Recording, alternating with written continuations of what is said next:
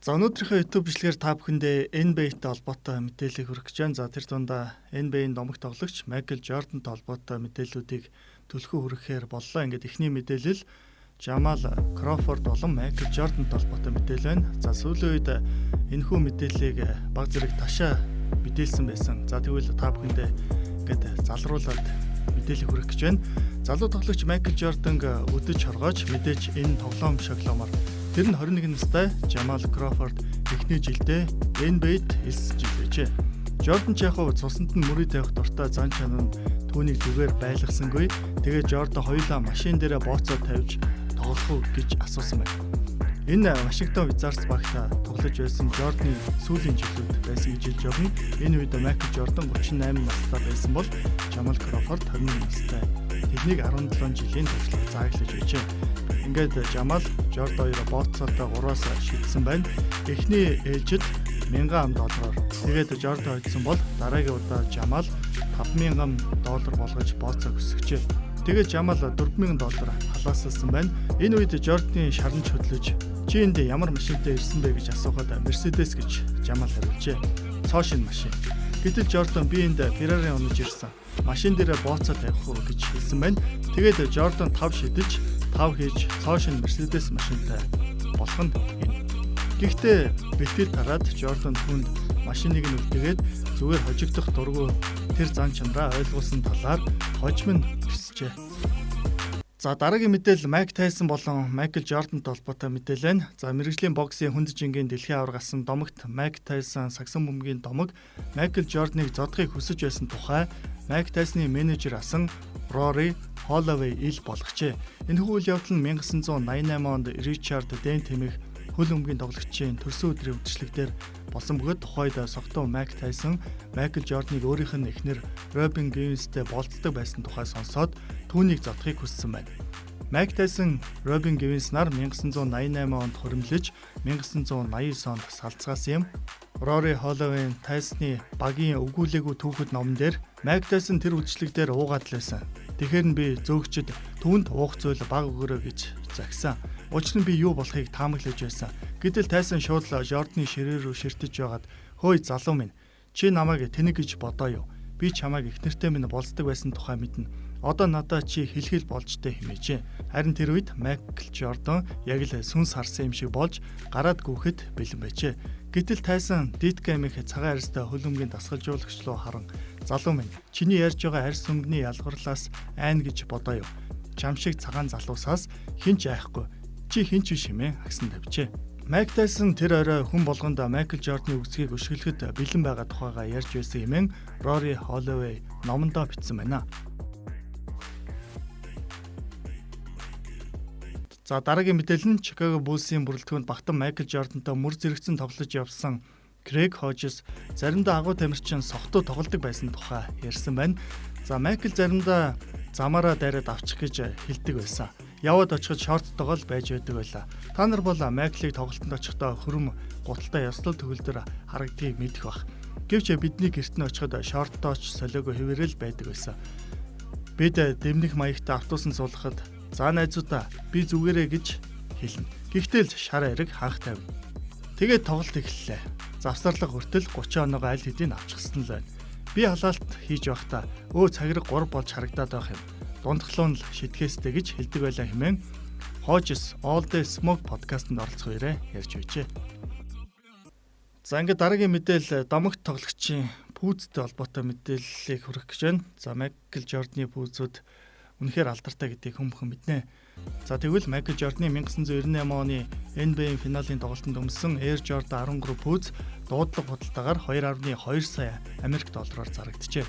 Ингэснээр түүх нь хамгийн үнэтэй зарагдсан пүүз болсон байна. Майкл Жордан энэхүү пүүзийг 1998 оны финалийн 2 дахь тоглолтод өмсөж 37 оног авч байжээ.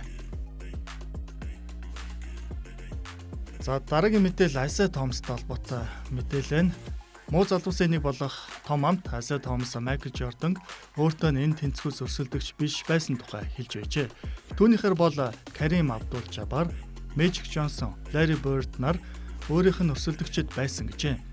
Майкл Жорданы сүүлчийн бүжиг кинон дээр энэ хоёрын таарамжгүй харилцааны талаар гардгийг та бүхэн мэдэх баха. За нэгэн үзэгч маань Nike Ja3-ыг танилцуулаад өгөөч гэж хүссэн байсан. За энэ Ja Morant-ийн Nike-тэй хамтран гаргасан 3 дахь загварын пүүз болж байгаа юм байна. За 2025 оны 4-р сарын 21-нд зарлагдсан бөгөөд 2025 оны намар энэхүү пүүз худалдаанд гарсан. За энэ загвар нь Morant-ийн тоглолтын хэв маяг, за түүний хувийн дизайны санаа болон Nike-гийн дээд түвшний технологийн хослуулсан гэдгээр онцлог пүүз болж чадсан байна. За Ja ч гэсэн өөрөө Nike-ийн дизайны багтаан ажилласан гэдгээр энэ пүүз улам илүү алдартай болж чадсан гэхэд болно. За энэ пүүз ч гэсэн манай Монголд аль хэдийн Nike-гийн дэлгүүрүүдээр зарагдаж эхэлж байгаа гэсэн мэдээлэл бол явж байсан. За одоогийн байдлаар бол энэ пүүз $135 үнэтэйгээр бол зарагдаж байгаа юм байна. За энэхүү пүүз хэнд тохирох вэ гэвэл Ja Morant-ийн ер нь одоо тоглолтын хэм маягтай төстэй тоглогчид бол энэхүү пүүзийг авч заалан тоглол гоё юм байна. За мөн загварт анхаардаг, за мөн пүүз цуглуулдаг залуust бол Ja Morant-ийн энэхүү пүүз онцгой ач холбогдолтой байх нь бол одоо гарцаагүй юм байна. За ингээд Ja3-ийн талаар та бүхэндээ баг зэргийн танилцуулга мэдээллийг өглөө. За ингээд дараагийн мэдээлэлээр та бүхэндээ Dirk Nowitzkiтэй холбоотой мэдээллийг хүргэх гэж байна. За 1997 онд Германы Берлинд NBA одоодаа үзүүлэлт тоглолтыг хийсэн байна. За энэ үед мэдээж Charles Barkley, Michael Jordan, Scottie Pippen тэргүүтээ алдрын танхимын гишүүд, харин түүний эсрэг багт 18 настай туранхай шар хүү байсан одоогийн Dirk Nowitzki. Энэ талаар Charles Barkley хэлэхдээ Dirk 18 настай байсан. Тэр бидний үгзийг өшгөлсөн гэж хэлж болно. Тэр эхний агаст 25 он авсны дараа Scottie бидэнд хандан би 2 дугаар агаст тэрнийг авъя гэж хэлсэн. Dirk энэхүү тоглолтыг 52 оноотой дуусгаж чадсан байна. Тэгэхээр Scottie Pippen ч гэсэн Dirk Nowitzki-г зогсоож чадаагүй гэсэн үг юм байна. За ингээд дараагийн мэдээлэл Scottie Pippenтэй холбоотой мэдээлэл байна. NBA-ийн 6 удаагийн авраг Scottie Pippen Оросын Sport Express сони сурвалжлагчийн ярилцлагад инхүү хариулж байжээ. За Оросын ихэнх үзэгчид 1990-ад оны хүчрхэг Chicago Bulls багийн тоглогчдоос Scottie Pippen-ийг хамгийн их дэмждэг байсан гэдгийг та мэдхүү гэж түүнээс асуусан байна. Үнэн гэж үү? Энэ тухай танаас л анх удаа сонслоо. Итгэмээргүй юм. Үнэхээр гайхалтай баг байсан. Магадгүй намайг хамгийн удаан буюу 11 жил бухнуудад хүчин зүтгэсэн болохоор хөгжөөнд дэмжигчд хайртай байдаг байж болох юм хариулжээ. Олон супер одууд тухайлбах юм бол та бас Rodman, Kukoc-ноор Jordan-ы сүдэрт байх нь ямархуу байсан бэ гэж сэтгүүлч асуухад тэгж бодохгүй байна. Jordan Chicago-гийн төлөө ихийг хийсэн үнэн. Би ч гэсэн хангалттай хувь нэмрээ оруулсан. Тэр ч байтугай Америк нэгдсэн улсын дэд ерөнхийлөгч Albert Gore хүртэл энэ багийн төлөө баггүй зүйлийг хийсэн юм шиг хариулжээ. Харин сүүлд нь та хоёр үнэхээр сайн найзууд байсан уу гэж Scottie Pippen-ээс асуухад үгүй дээ. Сайн хамтрагчид байснаас хизээч сайн найзууд байгаагүй. Харин ч багийнхнаасаа Luke Longley болон Ron Harper хоёртой илүү сайн дотн найзууд байсан юм Scottie Pippen хариулжээ. За мөн дараагийн мэдээлэл Scottie Pippen-тэй холбоотой мэдээлэл. Scottie Pippen Michael Jordan анх удаа зодог тайлсны дараа энэ дэлхийн хамгийн аз жаргалтай хүн болон хувирч байжээ.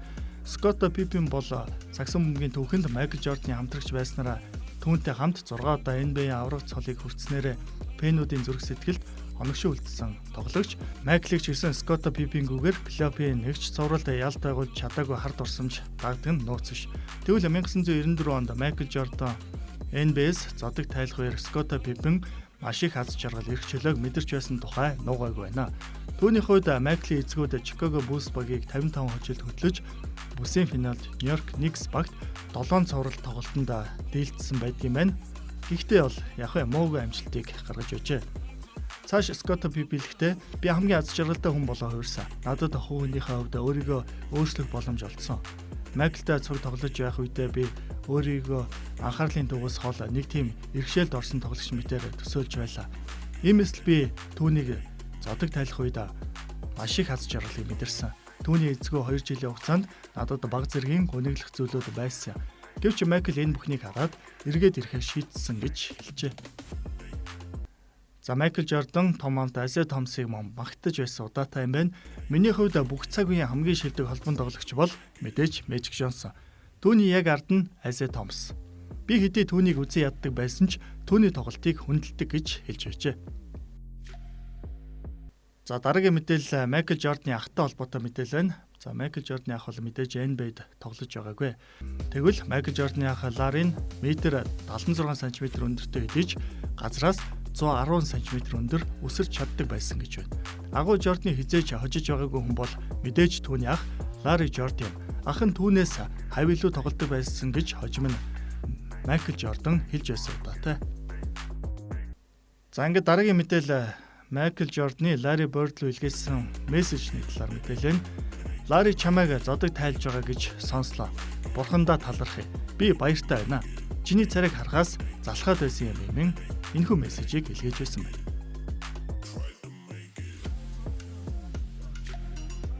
За олон тоглогчид өөрийн нэрийн пүүзийг гаргаж байсан байдаг.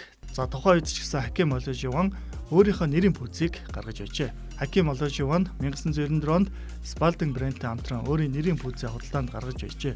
Тухайн үед Nike, Reebok зэрэг спортын хувцас хэрэглэл үйлдвэрлэдэг компаниуд спортын тамирчтай хамтран тэдний нэрийн бүтээгдэхүүнийг үйлдвэрлэж байсан хэд үе. Харин Хаким өөрийн нэрийн пүүзийг яагаад $30 худалдаанд гаргаж байсан тухайга тайлбарлажээ. Тэрээр хэлэхдээ яаж тааруу амьдралтай ээж 3 хүүхэдтэй $120 Nike эсвэл Reebok-ийн пүүз авч өгч чадах вүлээ. Тэд чадахгүй шүү дээ. Тиймээс л хүүхдүүд дэлгүүрээс хулгай хийж заримдаа пүүсний төлөө бусдыг хөнөөхөөс ч буцдаггүй байлаа юм хэлж байсан байна. 1994 онд Майкл Жорданы Air Jordan 10 пүүз $125 зарагдж байжээ. Хэдийгээр Хаким Оложиваны пүүз амжилтанд хүрээгүй ч гэсэн тэрээр олон хүүхдүүд итгэл найдварыг бэлгэлсэн юм. 1994 онд $30 зарагдж байсан пүүз нь одоо $125 хүрчээ.